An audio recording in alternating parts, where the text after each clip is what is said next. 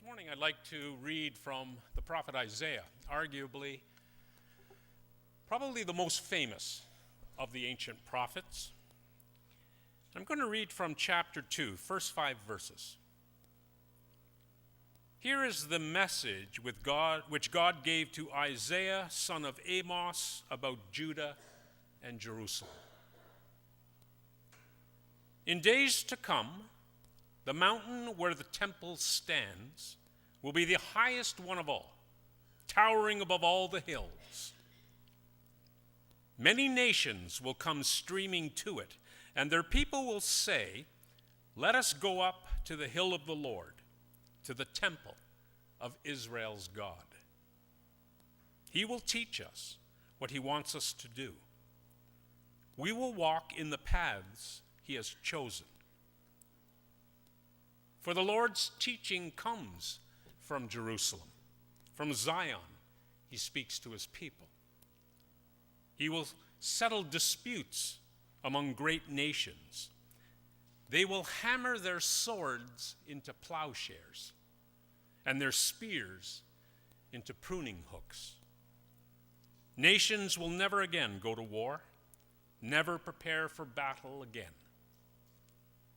Now, descendants of Jacob, let us walk in the light which the Lord gives us."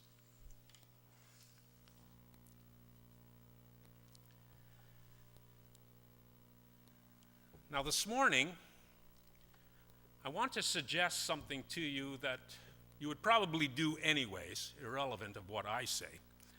But this morning I want you to get comfortable, but not too comfortable.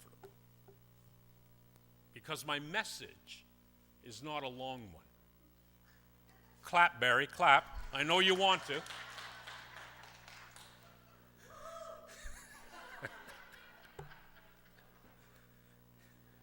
In fact, this is going to be the shortest message I will have ever preached. Aren't you lucky, Glenn? So, if you were to get too comfortable, you might begin to doze, right? And then you'd certainly miss my message, my very short message. So, just get a little comfy, okay? Just a little comfy, and we'll begin. We have the past, and we have today. There was Isaiah's time, and there's our time now. In Isaiah's time, they talked about war. We're still talking about war. Now, imagine if every resource used for war was harnessed for agriculture, green initiatives, and sustainable farming practices instead. Folks, that can be our hope.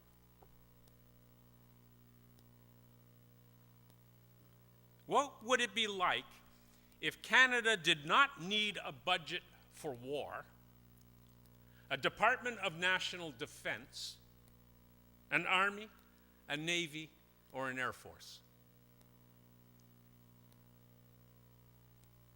What would our country look like if these resources, human, time, and financial, were spent otherwise? Again, I emphasize, that can be our hope. It's certainly God's hope.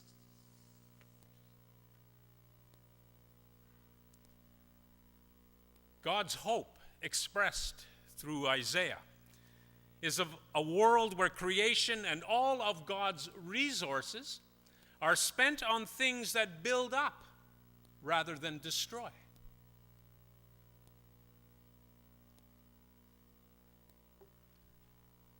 Let's wonder about how much it would cost to provide clean drinking water to Aboriginal communities lacking this basic necessity. Would it be the cost of one plane? One tank? One Navy gun?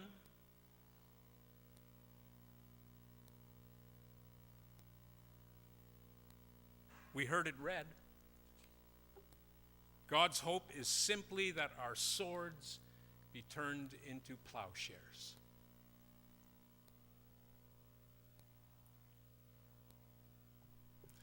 Well, that's my complete message for this morning. Short, sweet, and to the point. My message is one that I hope will resonate with you. I hope it will perhaps help amplify God's hope for the world. A hope so profound that it ought to be our hope too. A hope so profound that is, as Christians, it must be our hope too.